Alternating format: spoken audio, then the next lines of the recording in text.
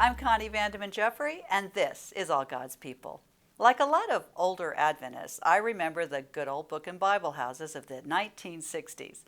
The history of Adventist Book Centers traces back to the autumn of 1868, when a small group of women began a prayer circle to petition God to work in the lives of their children, neighbors, and friends.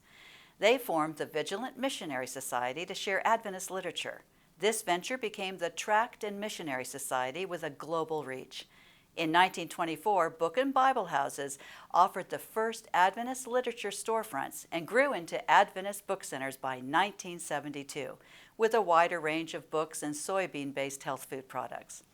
We have 6 wonderful Adventist Book Centers in the Pacific Union: Arizona, Central California, Northern California, Pacific Union College, Southeastern California, and Southern California all have vibrant, fully stocked stores with wonderful Christian resources and all your favorite foods. This is the time of year for great camp meeting sales and other discounted prices on books and resources, as well as your favorite veggie foods.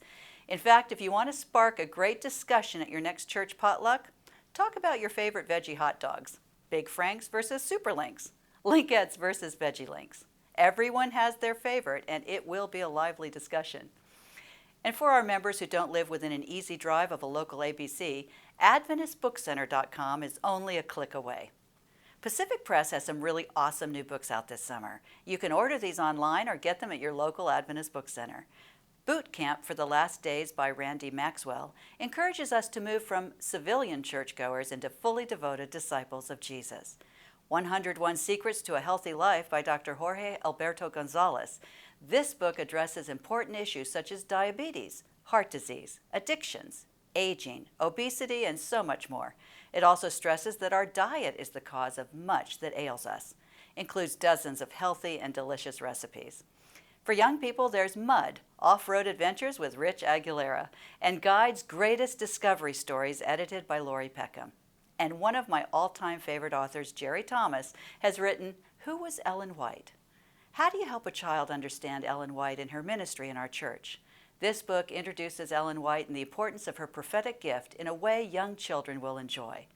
But I got really carried away with colors of inspiration. Get your paints and coloring pencils out and spend time reflecting on some real gems of wisdom and comfort from the pen of Ellen White as you color these beautiful illustrations in this coloring book for adults. Just love the quotation on this one, from Sons and Daughters of God, page 218. We can surround ourselves with a sunny atmosphere or with an atmosphere charged with gloom. Let us educate ourselves to talk courage. And on that note, let's listen in as Pastor Graham shares a message entitled, Being Extraordinary for God. God calls us to be the best we can be, faithful, honest, charitable, and kind. But what does the best mean today? Often we measure our success by our work. To God, being the best doesn't mean we have to be rich and famous or wildly successful by the standards of this world. But as the faithful, we are expected to recognize and use the talents He gave us to do our very best.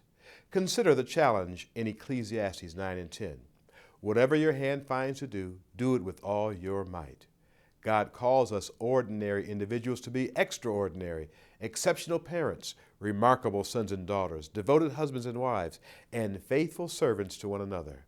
The Bible gives us many examples of everyday people called to do extraordinary things for God. Think of Noah, a carpenter with faith, or Joseph, a prisoner, who went on to advise Pharaoh, Esther, a brave young woman who saved her people. These famous names mean something to us as Christians. They represent some of our fondest Bible heroes, people who accomplished great things in the name of the Lord. There are many ordinary people right here in the Pacific Union who stand out because of their extraordinary work. Every day they use their unique talents and gifts to share the good news and help heal the world, body, mind, and spirit. Today I challenge you to be exceptional and, in the words of the old hymn, brighten the corner where you are. No matter if it's building an ark, wiring a building, tending the sick, or teaching children, God has a plan for you.